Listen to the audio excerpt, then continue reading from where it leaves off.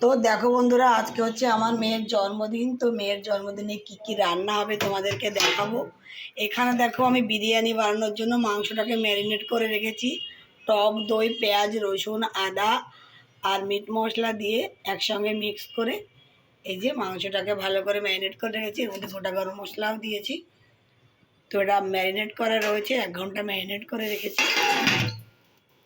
বিরিয়ানি হবে। আর এখানে রয়েছে এই যে বিরিয়ানির বাসমতি রাইস। আর এখানে হবে হচ্ছে আমড়ার চাটনি। এখানে রয়েছে 5 রকম ভাজা হবে। 5 রকম ভাজার 4 রকম এখানে আছে, মাছ ভাজাটা আলাদা।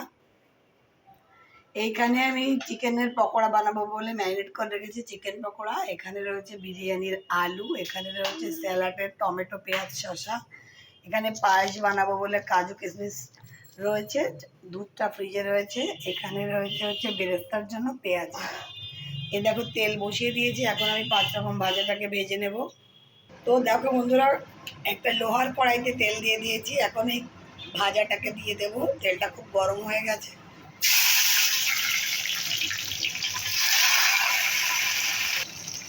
দেখো নুন হলুদ দিয়ে দিলাম। এছাড়াও আরও কিছু রান্না করব, মাছ, ডিম, ডাল এগুলোও রান্না করব। তো সেগুলো তোমাদেরকে পরে দেখাবো। এই 5 রকম ভাজাটা আমি একবারে দিয়ে দিয়েছি। অনেকটা বেশি পরিমাণে তেল দিয়েছি, চাকা তেলে ভেজে উঠিয়ে নেব।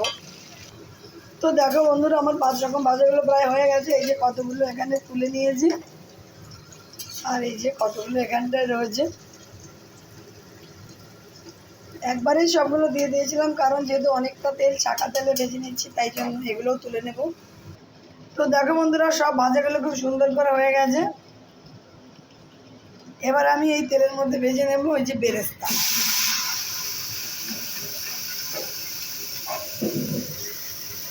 তাহলে আমি বেরেস্তাটা সুন্দর করে ভেজে নেব।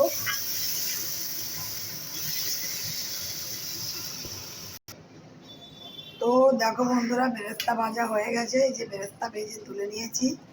এখন এই মাংসের আলুগুলোকে ভেজে নেব।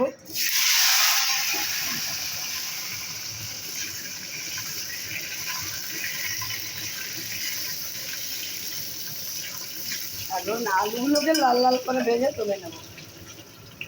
এর মধ্যে একটু লবণ দিয়ে দেবো, হলুদ দেবো না সেরকম একটা, একটু হলুদও দিতে পারি। একটু লবণ দিয়ে দিয়েছি, একটু হলুদ দিয়ে দেবো। আলুগুলো একটু, যেহেতু পেঁয়াজ ভাজার তেলের মধ্যে দিয়েছি, সেটা একটু এরকম কালচে কালচে দেখাচ্ছে। ওই জন্য আলুগুলোকে লাল লাল করে ভেজে তুলে নেব। তো দেখো ফ্রেন্ড, আমি কিন্তু এখানে মাংসটা কষানো শুরু করে দিয়েছি। অনেকটা কষানো হয়েও গেছে, আমাদের দেখানো হয়নি। ধোয়া উঠছে, এটা ঠিক করে দেখা যাচ্ছে না। মাংসটা আমি এই 1-1.5 ঘন্টা মতো ম্যারিনেট করে রেখেছিলাম। এখন আমি এটাকে ভালো করে কষিয়ে নিচ্ছি। এখানে কিন্তু বেশি বড় পিসের মাংস নেই, মোটামুটি মিডিয়াম কাট করেছি আর কি। লেগ পিসগুলো অনেকটা বড় আছে, বাকি মিডিয়াম কাট করেছি বিরিয়ানির জন্য, যেহেতু ঘরোয়া বানাচ্ছি। তো চলো, মাংসটা কষানো হচ্ছে, এদিকে বিরিয়ানির আলু ভেজে নিচ্ছি আমি। এদিকে দেখো, চালটাকে আমি ধুয়ে রেখেছি। চালটাকে ধুয়ে জল ঝরিয়ে রেখেছি। আমি কিন্তু বিরিয়ানিটা একবারে বানাবো, আমি ভাত করে তারপর বিরিয়ানি বানাবো না। একবারে চাল আর মাংস দিয়ে আমি বিরিয়ানি বানাবো। আমি পুরো রেসিপিটা একদিন তোমাদের সাথে শেয়ার করবো, অন্য আরেকদিন। আজকে আমি প্রথমের থেকে ঠিক করে ভিডিও বানাইনি। তো চলো দেখো, মাংসটা কষানো হচ্ছে। পুরো মাংসটা কষানো হয়ে গেলে আমি চালটাকে দিয়ে দেবো। এই প্রসেসে বিরিয়ানি বানালে খুব সময় কম লাগে, একদম অল্প সময় লাগে। ভাত করে বানাতে গেলে অনেক বেশি সময় লাগে। তবে ভাত করে বানালেও যেমন ঝরঝরা হয়, এই প্রসেসে বানালে একদম ঝরঝরা হবে। আমি বিরিয়ানিটা রেডি হওয়ার পরে তোমাদেরকে দেখাবো। আমি আগেও কয়েকবার দেখিয়েছি তোমাদেরকে যে কেমন ঝরঝরা হয় বিরিয়ানিটা। আর এই পুরো শর্টকাটের রেসিপিটা আমি অন্য একদিন তোমাদের সাথে নিশ্চয়ই শেয়ার করব। বিরিয়ানির অনেক রকম রেসিপি আমি জানি, মোটামুটি কয়েক রকম রেসিপিতে আমি বিরিয়ানি বানাতে পারি, কয়েক রকম পদ্ধতিতে।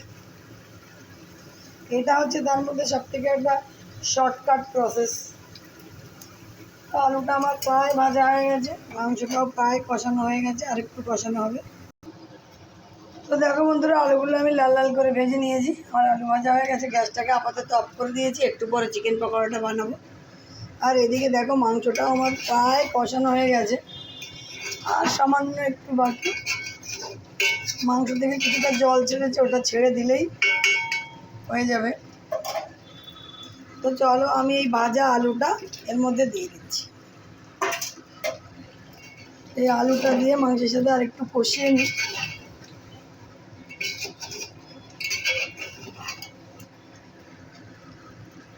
কারণ আলুটা সেদ্ধ হওয়ারও ব্যাপার আছে, ভাজলে তো পুরো সেদ্ধ হয়নি।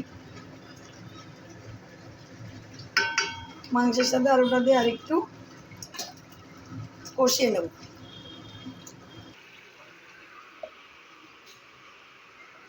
তো দেখো বন্ধুরা, আমার মাংসটা কষানো হয়ে গেছে, একদম তেল ছেড়ে দিয়েছে। এর মধ্যে আমি এই চালটা দিয়ে দেব। চালটা কিন্তু আমি ভিজিয়ে রেখেছিলাম আধ ঘন্টা, তারপর আমি এটাকে জল ঝরিয়ে নিয়েছি। দেখেছো তোমরা যে জল ঝরিয়ে নিয়েছি।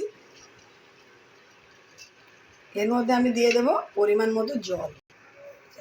তো দেখো বন্ধুরা, এখন আমি দিয়ে দেবো পরিমাণ মতো জল। যতটা চাল দিয়েছি তার ঠিক ডবল এই জল আমি দিয়ে দিলাম। আমি কিন্তু একটু গরম জল দিয়েছি, তাহলে তাড়াতাড়ি করে হয়ে যাবে। এখন ভালো করে মিক্স করে দেবো।